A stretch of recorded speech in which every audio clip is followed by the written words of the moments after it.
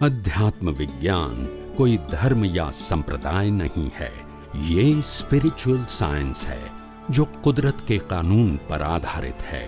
ये विज्ञान पूरे ब्रह्मांड के सभी रहस्यों को उजागर करता है और जीवन के सभी पहलुओं को समझने के लिए एक नई दृष्टि देता है। इसी को आर्ट ऑफ विजन कहते हैं, दुनिया को देखने की एक नई दृष्टि, जो अध्यात्म विज्ञानी परम पूज्य स्वामी श्री कमलेशानंद जी के निर्देशन में सनातन सत्य का अनुसंधान कर हमारे जीवन को प्रकाशित करे। जय सच्चिदानंद। अज्ञान को ज्ञान आपने ही माना था, तो अज्ञान को अज्ञान आप ही मानोगे तभी जाएगा ना, ऐसे निकालने से जाएगा? अज्ञान को अज्ञान आपको ही मानना पड़ेगा ना। और अज्ञान को अज्ञान तब मानोगे जब आपके पास विज्ञान है। बिना विज्ञान कैसे मानोगे कि अज्ञान है? आधार तो चाहिए, इसको अज्ञान कहने के लिए ज्ञान तो चाहिए ना। बिना ज्ञान अज्ञान कैसे कहोगे? भाई मैं शरीर हूं ऐसा मेरे पास ज्ञान है, मगर आप कहते हो ये अज्ञान है, तो फिर ज्ञान दो ने, तो कहेंगे आप शरीर नहीं हो, आप शुद्धात्मा है, तभी तो वो ज्ञान जाएगा ना। यानी एक आधार छोड़ के दूसरा तो आधार देना पड़ेगा, तभी आपकी दृष्टि चेंज होगी ना, नहीं तो कैसे होगी? तो अध्यात्म विज्ञान को दृष्टि बदलने का मार्ग है, क्रिया बदलने का मार्ग नहीं। स्वामी जी, इसी से आगे बढ़ते हुए मैं एक प्रश्न करता हूँ कि जैसे शुद्धात्मा के प्रति प्रार्थना है, हे अंतर्यामी परमात्मा, वो लास्ट में जो बोलते हैं कि मैं आप में तन्मयाकार रहूं, तो ये चार्ज प्रतिष्ठित आत्मा ही करता है ना, जो भी है। तो वो जो आप जो बोलते हैं ना कि लास्ट में जो है वो खत्म हो जाएगा प्रतिष्ठित आत्मा, तो अभी जो हम खुद प्रतिष्ठित आत्मा में रह करके शुद्धात्मा से प्रार्थना करते हैं, इस तरह करना चाहते हैं कि प्रकृति प्रार्थना करता है शुद्धात्मा के साथ, या तन्मयकार जो बोलते हैं तो प्रतिष्ठित आत्मा शुद्धात्मा में तन्मयकार होता है और फिर एक शब्द आता है या प्रतिष्ठित आत्मा खत्म हो जाता है। ये थोड़ा कंफ्यूज कर रहा है। तन्मयकार होना ही, विलीन होना, तन्मयकार होना या खत्म होना, ये ही तीनों सेंटेंस एक ही कहना चाहते हैं।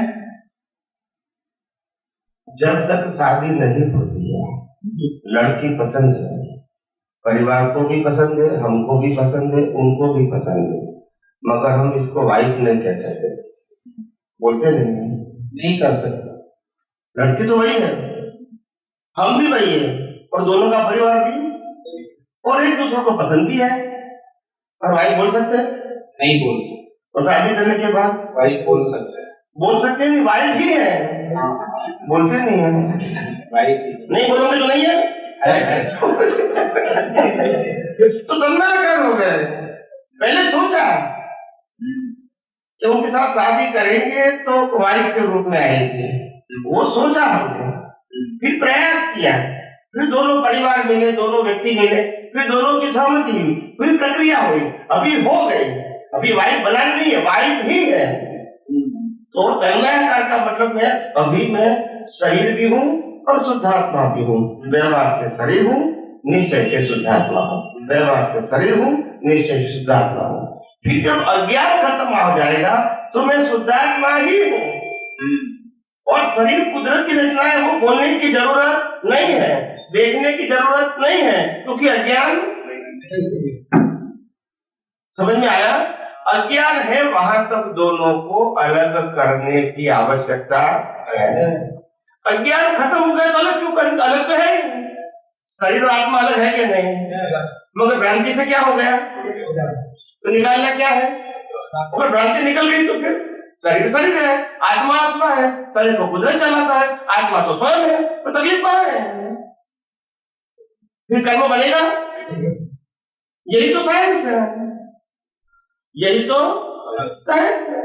अच्छा, प्रकृति को आत्मा नहीं बनाया, आत्मा को प्रकृति नहीं बनाना है, दोनों अपनी जगह पे ही सही है, मगर दोनों के बीच जो भ्रांति खड़ी हो गई है, आत्मा भी है प्रकृति भी है, मगर हम बार बार प्रकृति को ही अपना स्वरूप मानते हैं और आत्मा होते हुए भूल जाते हैं। नंबर एक तो ये पहली गलती। दूसरी गलती, ये शरीर को कुदरत चलाता है और कहता है मैं चलाता हूं, ये दूसरी गलती। और ये दो गलतियों से ही मार खाना पड़ता है। अगर ये दो गलती निकल गई तो शरीर तो कुदरत चलाता है और मैं शुद्धात्मा हूं, तो फिर मैं शुद्धात्मा हूं ऐसा बोलने की जरूरत, मानने की जरूरत, और ये शरीर से मुक्त हूं ये भी बोलने की जरूरत नहीं है। तो दोनों ज्ञान और अज्ञान जो बोले कि कभी शरीर मानता हूँ कभी मैं आत्मा मानता, वहां तक अज्ञान है ही, वो उसी को प्रतिष्ठित आत्मा बोल रहे हैं। यस। और जिस समय हम ज्ञान को जो आप दे रहे हैं उस ज्ञान को, जैसे कुदरती रचना और शुद्धात्मा, ये दोनों हम मान रहे हैं, तो अज्ञान खत्म होते गया तो मैं तो हूँ ही। तो अज्ञान खत्म हो गया तो फिर आपको ये प्रकृति है और मैं शुद्धात्मा हूँ ये व्यवस्थित से चलाता है, वो जरूरत पड़ेगी? नहीं जरूरत पड़ेगी, नहीं पड़ेगी। अगर क्योंकि अगर आप नहीं मानते हैं तो भी इससे अलग हो, और नहीं मानते हैं तो भी कुदरत चलाती है। ये अज्ञान निकालने के लिए प्रक्रिया है, इसमें इसी को कुछ करना नहीं। ये दृष्टि के करेक्शन की बात है, प्रकृति के करेक्शन की बात नहीं है। समझ में आया? बहुत अच्छा स्वामी जी, एकदम क्लियर हुआ। इसको कुछ करना भी नहीं है और कर सकते भी नहीं है, मगर अज्ञानता के बस हम मानते हैं हम खुद अपनी मर्जी से सोच सकते हैं, बोल सकते हैं, क्रिया कर सकते हैं। हम वैसे सामने वाले व्यक्ति भी जो कुछ करता है वो अपनी मर्जी से करता है, यही तो ज्ञान है। और यही ज्ञान से राग द्वेष, वो मेरा है और वो आपने ले लिया तो राग द्वेष होगा कि नहीं? ये मैंने किया आपने किया तो राग द्वेष। मगर जब शरीर मेरा नहीं है और शरीर को चलाने वाला मैं नहीं हूं, वैसे सामने वाले व्यक्ति का शरीर भी उसका वो मालिक और चलाने वाला नहीं है, और दोनों के शरीर को कुदरती रचना के रूप में चलती है, तो फिर कर्ता भाव मालिकी भाव कहाँ रहेगा? नहीं रहेगा। तो फिर राग द्वेष कैसे होगा? नहीं होगा। तो फिर कर्म बनेगा? यही तो मुक्ति का मार्ग है, उसमें चमत्कार की बात कहाँ है? इसमें त्याग करने की, छोड़ने की, क्रियाकांड करने की, न करने की बात ही कहाँ है? प्रकृति अपने स्वभाव में और परमात्मा अपने, बस। अच्छा स्वामी जी, ऐसा है, ये जो अभी आप एग्जांपल दिए, कई बार मैं सुना हूँ, कई बार मैं एक आध दो बार क्वेश्चन भी किया हूँ इसके बारे में, लेकिन मैं देखता हूँ जो हम लोग जून सत्संग एक बार ज्वाइनिंग भी किया हूँ, किसी कारण बस मैं है क्या कंटिन्यू नहीं देख पाता हूँ, इसलिए आता है दूसरे तीसरे दिन तब मैं उसको देखता हूँ। तो अभी जैसे प्रत्यक्ष आपसे मैं देखा तो आप जो समझाए तो पूरी तरह से 100% समझ में आया, लेकिन ऐसे नहीं समझ में आता है, क्यों, क्या कारण हो सकता है? प्रत्यक्ष की तो कीमत होती है ना, आप समझे?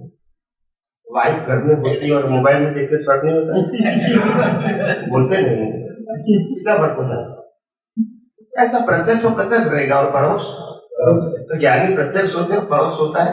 भले परोक्ष का फल तो है मगर कंपैरिजन नहीं कर सकते। प्रत्यक्ष तो प्रत्यक्ष होता है, परोक्ष मगर क्या है, सबका ऐसा तकदीर नहीं होता है कि बार बार प्रत्यक्ष मिल सकता है, तो क्या करेंगे? तो ये हमारे पास ऑप्शन है कि प्रत्यक्ष तो परोक्ष तो मिले, भले जितना परसेंटेज दे। इसको परोक्ष बोलेंगे स्वामी जी? परोक्ष बोलेंगे, परोक्ष बोलेंगे, परोक्ष बोलेंगे, बात तो एक ही है ना, मगर डायरेक्ट नहीं होता है, इनडायरेक्ट होता है। क्या होता है? जैसे हम घर पे बैठे फाइनल मैच देख रहे हैं और स्टेडियम में जाके देखेंगे, फर्क नहीं होगा? मैच तो वही होगी, दूसरी होगी, वही मैच जो आउट हुआ तो घर पे वही आउट होगा, दूसरा होगा तो बाकी सब व्यवस्था माहौल कहाँ से लाओगे? जो स्टेडियम में माहौल होता है वो घर पे नहीं। तो यहाँ प्रत्यक्ष में जो माहौल होता है वो परोक्ष में माहौल नहीं होता है। आप समझे? यहाँ हम 50 लोग बैठे हैं और यहाँ अगरबत्ती को जब प्रकाशित करेंगे तो 50 व्यक्तियों को ये अगरबत्ती की सुवास आएगी, मगर हम वो अगरबत्ती जलती हुई टीवी में देखेंगे तो नहीं बोलते दिखेगी तो खरी सुवास, तो ये सुवास कहाँ से लाएंगे? तो इतना महत्व है प्रत्यक्ष का। सब हर ज्ञानी पुरुष ने कहा है, मैं नहीं कहता हूँ, प्रत्यक्ष अनुभवी के बिना सॉल्यूशन नहीं है और भाव नहीं आएंगे। क्या नहीं आएगा? बुद्धि से तो समझ में आएगा, पावर नहीं रहेगा। क्या नहीं रहेगा? आज हम रामायण को देखेंगे और जिस प्रकार से पावर आता है हमको उस समय देखते समय, और अगर राम खुद होते तो कंपैरिजन कर सकते हैं? नहीं कर सकते। तो प्रत्येक तो प्रत्यक्ष होता है, उसमें कंपैरिजन हो ही नहीं सकते। मगर वो नहीं है तो फिर संस्कृत को स्वीकार ना करेगा। कुछ तो मिलता है, तो कुछ तो मिलता है, वो करेक्ट है, मगर उसका मतलब ये नहीं कि उसमें प्रत्यक्ष की वैल्यू खत्म हो गई। नहीं मिलता है वो हमारा समझोगे तो क्या करेंगे? समझ में आया? तो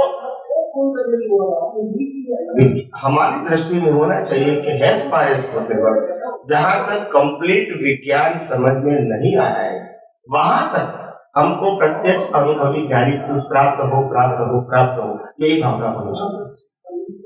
एक बार कंप्लीट समझ में आ गया, फिर बाद में प्रत्यक्ष मिले या ना मिले कोई फर्क नहीं होगा, क्योंकि बाद में आपको दृष्टि से पुरुषार्थ ही करना है, अभी समझना नहीं है। मगर आपके पास इतनी कैपेसिटी नहीं है, इतना पावर नहीं है कि जो समझा है उसको भी आप आसानी से उपयोग कर सको।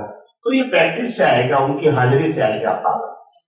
जैसे लोग कहते हैं हम हर रोज मंदिर में भगवान का या शक्ति का दर्शन करने के लिए जाते हैं, तो हर रोज मंदिर में भगवान अलग अलग है या एक ही है? एक ही है। तो हम अलग अलग है, फिर वही भगवान को हम हर रोज क्यों जाते हैं? बोलते नहीं है भगवान भी एक हम भी है, कल देख लिया, अभी आज जाने की क्या जरूरत है? मगर जब जाते हैं तो हर रोज हमको नई नई प्रेरणा होती है। अभी आप समझे, इसीलिए वो प्रत्यक्ष का भले रूटीन है फिर भी इम्पोर्टेंट। हम सत्संग में आप सत्संग में आएंगे तो बात हर रोज कोई नई नई नहीं निकलेगी, मगर पावर तो रहेगा। अगर यहाँ 50 व्यक्ति की हाजिरी में मोमबत्ती अगरबत्ती जलाओगे तो 50 व्यक्तियों को सुमन देता है। एक 5-10 पैसे की अगरबत्ती भी सबको आनंदित करती है, तो ज्ञानी पुरुष की प्रत्येक हाजिरी क्या नहीं कर सकती? इसीलिए हाजिरी की क्या है?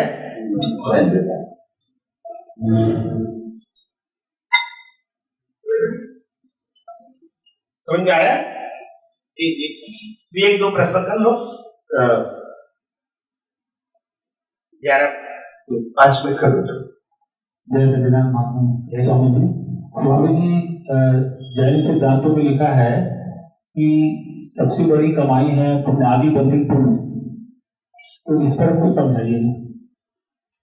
सबसे बड़ी कमाई पुण्यानुबंधित पुण्य है, तो ठीक है, मगर पुण्यानुबंधित पुण्य से भी अच्छा पुण्य है जी, मोक्ष मार्ग के लिए लायक और सहायक है जी।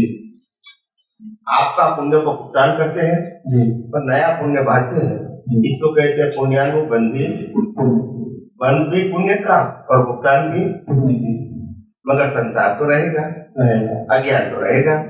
तो हमको ऐसा पुण्य चाहिए मोक्ष मार्ग के लिए लायक और सहायक संयोग प्राप्त हो, ताकि हम अपने जीवन में अपनी दृष्टि से अज्ञान निकल के अपना डेवलपमेंट बढ़ा के मुक्ति के मार्ग में और आगे बढ़े।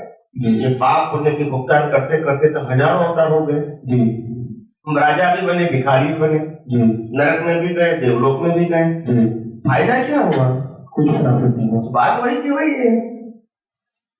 अज्ञान मिटाने का रास्ता जब तक नहीं मिलेगा तब तक प्रगति संभव नहीं है, और पाप पुण्य के चक्कर में घूमते रहो जी।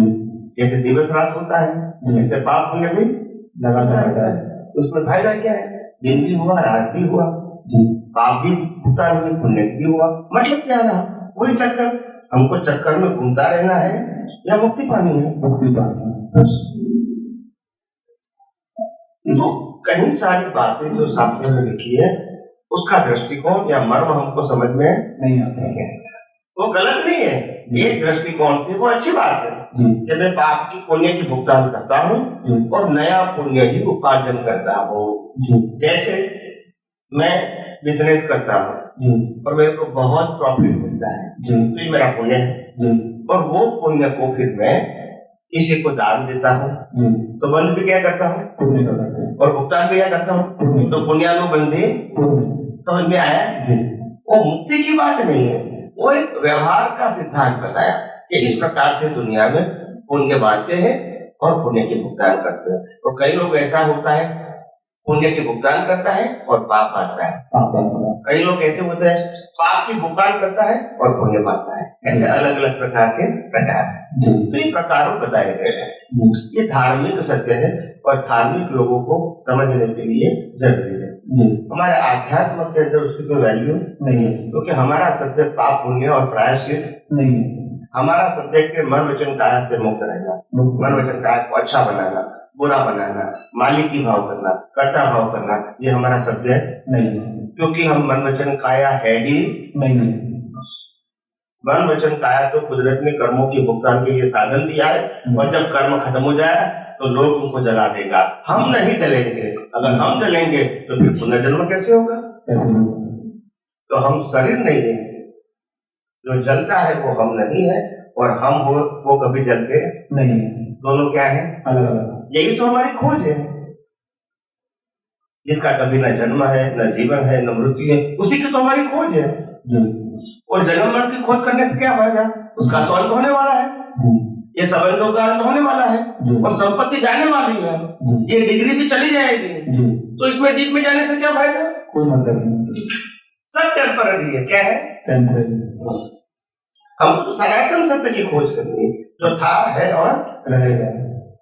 तो ये बात है, सब समझ आया?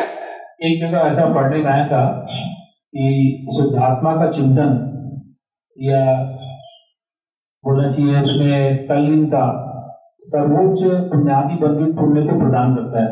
तो क्या ये सही बात है? शुद्धात्मा में रहना वो पुण्य जरूर बनता है जी, और शुद्धात्मा देखना वो भी पुण्य बनता है जी, मगर वो पुण्य बनेगा जी, मोक्ष मार्ग के लिए राय को सहायक। किसी को अकर्ता देखोगे जी, तो भी मोक्ष मार्ग के लिए लायक और सहायक पुण्य बनेगा।